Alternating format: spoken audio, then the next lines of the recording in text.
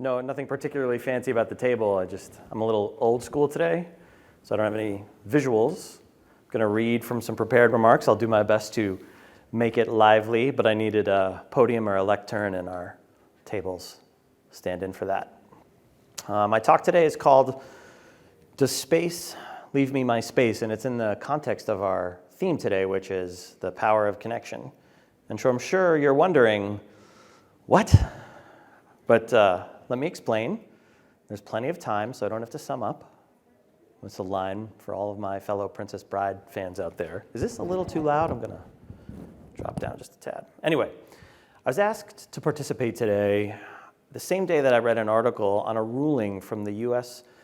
Court of Appeals for the Fourth Circuit. So forgive me for a moment while I explain the ruling, because it's going to come back to the theme.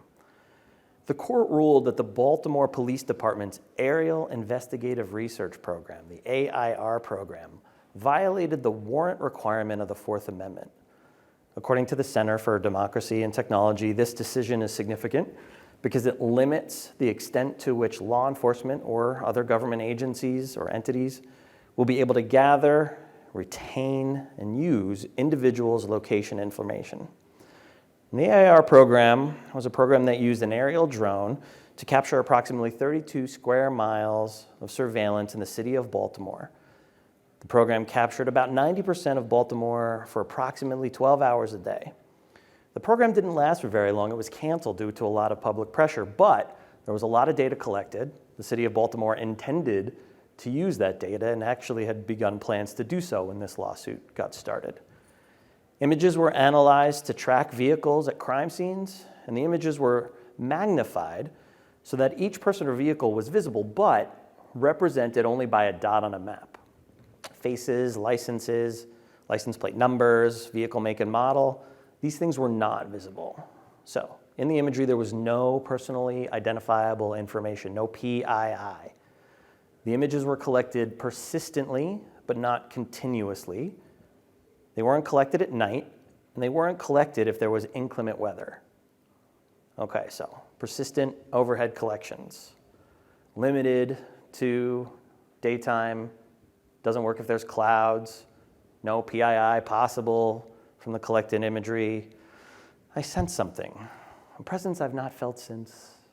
Anyway, the court ruled that the use of the AIR program data was a violation of the Fourth Amendment, in part because of the possibility that combining the imagery with other data, quote, surpasses ordinary expectations of law enforcement capacity and opens an intimate window into a person's associations and activities.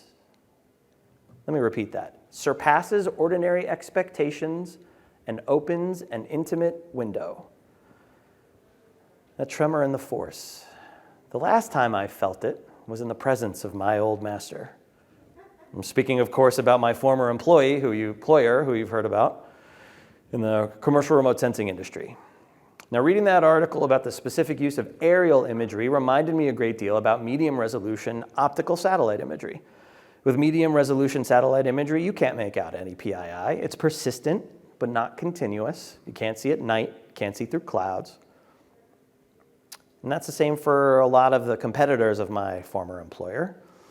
But you can Google examples of my former employer and many others using commercial remote sensing data, supporting things like local government efforts of various kinds, like enforcing permit requirements or permitting rules in California. That's not tracking criminal activity in Baltimore, but still. And this isn't about a single company, right? I already mentioned other competitors, but one happened to come to my mind initially because, okay, yeah, I work there. But come on, if you Google space commercial remote sensing, or if you Google remote sensing and SPAC, you're going to get some hits. And it's happening in companies all across the globe. This isn't just a US thing. Just look around at your colleagues in the room or the other speakers that you heard from today, and you know what's happening. We are collecting so much data from space, impacting every element of our lives. It's a little bit crazy. Super cool, I dig it, but a little bit crazy. And then you start combining that data. Combine optical with SAR, with RF, with geotag, social media data, apply some machine learning algorithms, and aren't we getting to that place where we can, quote, surpass ordinary expectations? And I love what's happening with commercial satellite remote sensing, and I love the insights we're gaining into our planet, and you heard some people talk about that already today. I love all the companies that have emerged in the past decade, be they in remote sensing, launch, communications, whatever.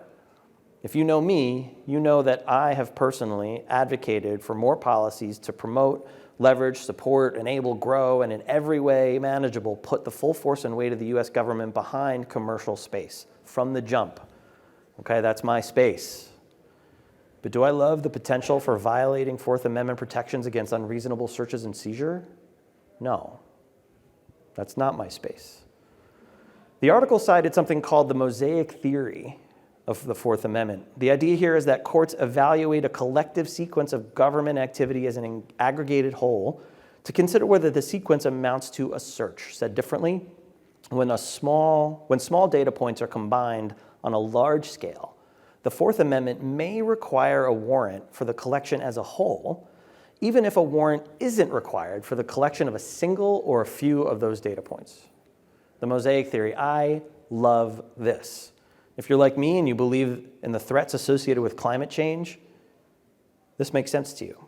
So much data coming together to make a clear and unambiguous picture in the case of climate change that it is having real, immediate, tangible effects that demand immediate, tangible, and global action. And space systems are at the heart of our understanding of our climate, and they will be at the heart of measuring whether or not we are making any progress in fixing this mess.